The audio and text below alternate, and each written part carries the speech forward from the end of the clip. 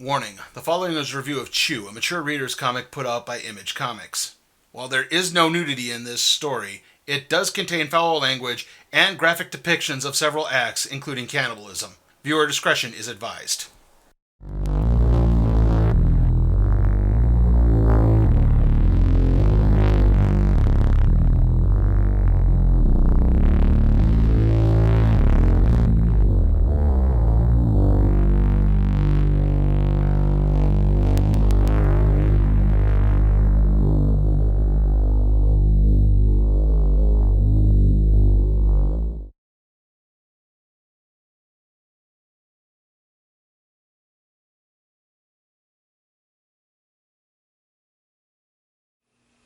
When one looks over the history of Image Comics, you really need to take a look at it from two different viewpoints. Yes, there is the Image Comics that was founded by a group of Marvel Comics artists who broke away to give the world books like Spawn, Youngblood, and Witchblade, and while those books do have their followers, they are often associated with the 90s speculator boom. When that bubble burst, Jim Valentino, the publisher/editor-in-chief of Image Comics, was forced to contact the creators of several known independent titles like Bone, Strangers in Paradise, and Teenage Mutant Ninja Turtles in order for the company to maintain their distribution contracts. In the early 2000s, Image began to reassert itself thanks to books like Invincible, Elephant Men, Saga, and of course, The Walking Dead. Slowly and surely, those books allowed Image to become the bastion for creators' rights the founders originally intended.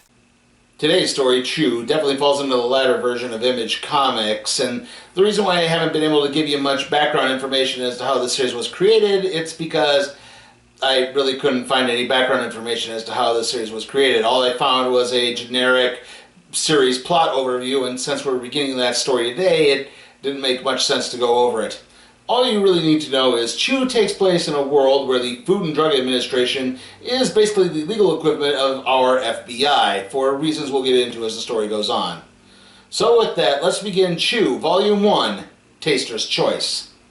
Tony Chew is a detective with the Philadelphia Police Department. He's also a sebopath, meaning he has the ability to psychically discern the history of whatever it is he eats. For example, one bite of an apple can give him the history of the tree it grew on and what fertilizer was used on it. However, this has actually drastically limited Tony's palate, as he now literally knows how the sausage was made. There is only one exception, as beets seem to be immune to Tony's sebopathy. Tony is on a stakeout with his partner John Colby, an oafish lout who openly spends most of his time teasing Tony for constantly sticking to the book. The two have gotten word of a trafficking racket. Someone's running contraband out of an abandoned upholstery shop. Sure enough, they spot someone leaving the premises, and she's holding chicken, 2 wings and a breast.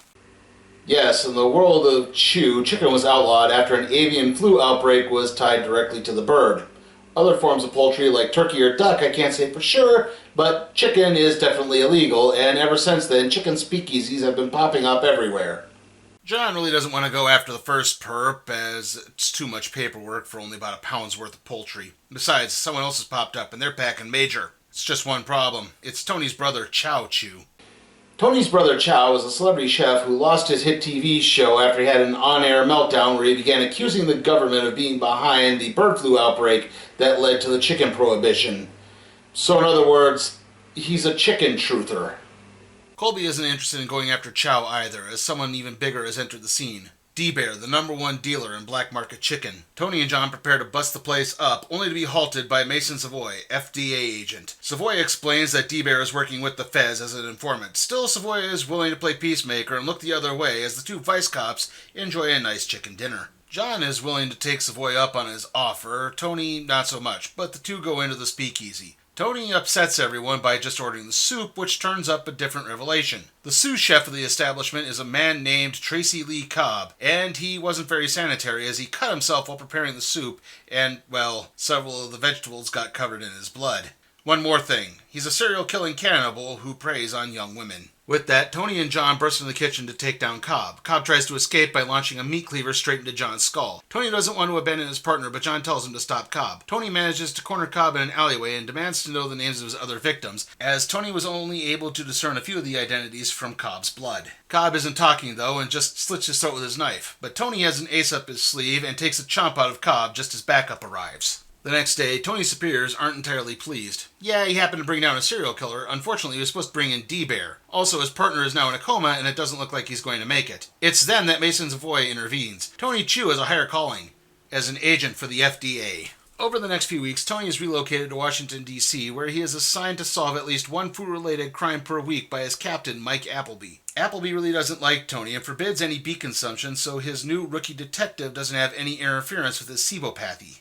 Yeah, there's definitely a lot of food puns with the names going on here. I mean, there's Chew, Cobb, Colby, Appleby, Savoy. I should also point out, too, that Mason Savoy is also a Sevoplath like Tony Chu is. And there's one other Sevoplath who's the Serbian man, but apparently no one likes him, so he doesn't appear in this series. Appleby has a new case for Tony and Mason. A severed finger was found in a McBeefy's hamburger. The captain wants to know whose finger it is and how it got into the sandwich, and there's only one way to do that, which Tony refuses to do, as he prefers his fingers to be market fresh. Savoy is willing to eat the finger as they need to solve the case, but since Mason is nice, Tony elects to just ingest the digit. The finger belonged to a health inspector named Evan Pepper, who inspected the wrong place and paid for it dearly. The last thing Tony experiences before vomiting is Pepper getting assaulted by goons working for a Mr. Mont. The last name is unknown. Afterwards, Appleby reveals that they already had the DNA and this was just a hazing. Classy. Tony and Savoy go to Brooklyn, where Evan Pepper was operating out of. It's there that Tony talks with the fast food employees. The teens backsass Tony with the lead guy being a chicken truther. Tony is also distracted by the sudden appearance of a very attractive female customer. Savoy hasn't really turned up anything, only that Pepper has been missing for a few weeks, and unfortunately in that time, his miniature dachshund has starved to death. Tony re-enters the McBeefys and threatens to call a strike on the staff and their families, which is enough to learn about the chicken smuggling operation being run out of the back of the restaurant. Tony and Savoy are directed to another establishment in the Ring, which is a sushi restaurant. The perfect cover. Tony wears a wire and notices the pretty lady from before exiting the place as he enters. Tony mentions wanting to meet with the head of the sushi bar, a Mr. Tamamaki. That just brings out the Yakuza, and Mason arrives to save Tony because he's way out of his league. Afterwards, Tony is upset, but Savoy points out that not all cases are solved in a day. Not to mention, bringing in all the Yakuza guys should be enough to satiate Appleby. The woman who's captured Tony's attention is named Amelia Mintz, and her last name is spelled in such a way that I believe it might be referencing this, and not this. Anyway, let's find out more about her. Tony stops by the hospital to visit with John Colby. Tony is unusually enthusiastic as he's just met the love of his life. Her name is Amelia Mintz, and she's a renowned food critic. Amelia is also a Sabo scrivener, which means she has the ability to allow her dining experiences to be transferred to her readers. In other words, when she eats a finely prepared meal, the general public feels like they're also enjoying that meal as well. Except for some reason, Amelia has been on this weird kick of reviewing sleazy fast food joints. Her reviews are now causing mass vomiting spells, including that of Captain Appleby. Appleby dispatches Tony to Amelia's newspaper to shut her column down. Recognizing Amelia's picture, Tony realizes who she is and begins reading several of her columns. This allows Tony to actually experience what it feels like to eat a meal without his sebopathy being affected. Well, other than just eating beets. Now head over heels in love, Tony enthusiastically heads to Amelia's paper. Not to get her fired, but to ask her out. During his mumbling attempt at a pickup line, the paper is overtaken by a chicken truther group called Egg. They claim to have proof that the bird flu conspiracy is real and want it published in the next day's paper. I guess print media is still viable in this world. Tony draws his gun, but he's easily outnumbered. Thankfully, Amelia begins reciting the rough draft of her latest review, causing the terrorists to begin blowing chunks. Afterwards, Tony tries to ask Amelia out, but she's already left for her next assignment. Returning to the present, it turns out that John was transferred to a different room, and Tony has actually been talking with a complete stranger who also happens to have a fully bandaged face. Tony manages to locate the right room, but at that point, he's pretty tired. Tony and Savoy are soon given their next assignment to investigate a recently deceased senator. The papers say that Senator Hamantashen died of a heart attack, but in reality, he willingly overdosed on several prescription drugs, and he had chicken in his stomach. The FDA wants to know if the chicken played a part in his passing. There's just one tiny problem. The senator was just cremated, as the coroner knew what the FDA detectives were going to do to him and didn't want that to happen. Except there's more than one way to ingest a corpse. So Savoy tosses the ashes onto a fan, causing them to spray everywhere. Tony winds up licking some of the ash from his lips and gets a vision of fire and sex. In a delayed reaction, Tony sees several particular stars in the sky.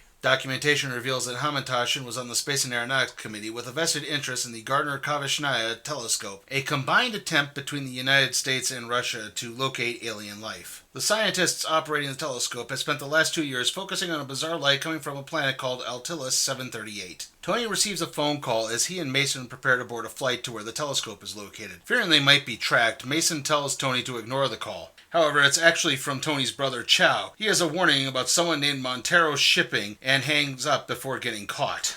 The two FDA agents arrive at the telescope to find a party going on with everything: booze, drugs, guns, bikini chicks, and even llamas. The chief scientist points out that they were budgeted $34 million, even though it only costs about $3 million to run a telescope focusing on just one planet. So the scientists decided to throw around the rest of the money on their own private desires and sexual needs.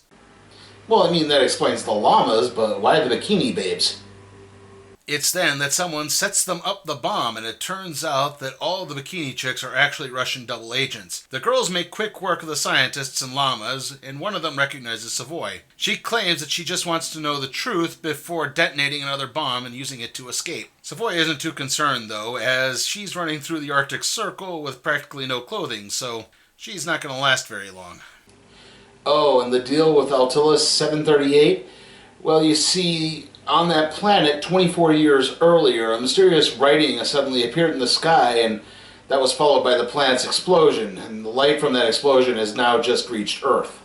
Tony and Savoy's next case has them leading a raid on a warehouse with a large vault. Tony is able to discern the passcode for the vault by lapping up the blood of one of the dead goons. It turns out that not only was this another chicken smuggling ring, it was also where Tony's brother Chow was being held hostage. Unfortunately, it's not exactly a peaceful reunion, and Savoy has to break the two brothers up. As Savoy and Chow prepare to leave, Tony is jumped by a goon that managed to avoid being killed in the raid, and Mason leaps into the fray to take a bullet, and blood from both men splashes onto Tony. This gives Tony a reading about Evan Pepper, the health inspector from before. It turns out the goon was the one who removed Tony's finger. There's also something else, but it's a little foggy. That night while he sleeps, Tony is suddenly bolted out of bed by the realization as to who was also involved in Pepper's disappearance. The next day, Tony goes to the evidence room to inspect the preserved corpse of Pepper's dog, and Tony then has to... Well, I mean, Tony had no other way to confirm his suspicions than to, The next day, Tony greets Mason Savoy as he returns to the office. He wants to know one thing.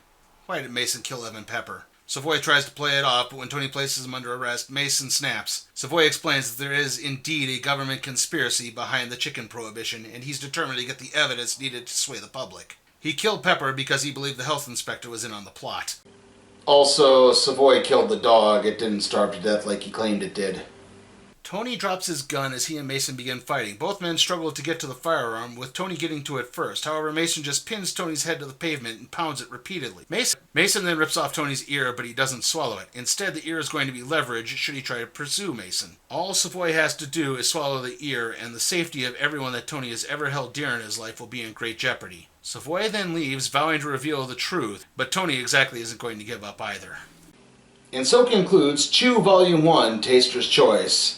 How was it? Well, on the plus side, I think this is a great example of dark comedy. It's just very morbid and twisted, but it has sort of a joy to it as well. I think just works so well. There's some great characterization throughout all this. In particular, Mason Savoy's heel turn really does come out of nowhere. He's one of the few really likable characters in this whole story, and then it turns out he's a real bad guy. And the artwork is admittedly an acquired taste, but I think it fits the story pretty well. It's not for everyone, but I think it works in parameters of the story. On the downside, the constant food puns just, they're a little too much, I mean, like I said, everyone's named Chew or Cobb, or you get the idea. Like I said, it's just a little too much. And the last two issues, the first one with the telescope and then the one with Savoy's heel turn, are both utilize this kind of cheesy wraparound device that's really not needed. You could have just told it straightforward and it would have worked just as well. I mean, this isn't the Dick Van Dyke Show. We don't need to constantly do wraparound devices. But really, those are minor nitpicks. I'm going to give Chew Volume 1, Taster's Choice, an A. And with that, let's see what we'll be doing next time on the Random Trade Review.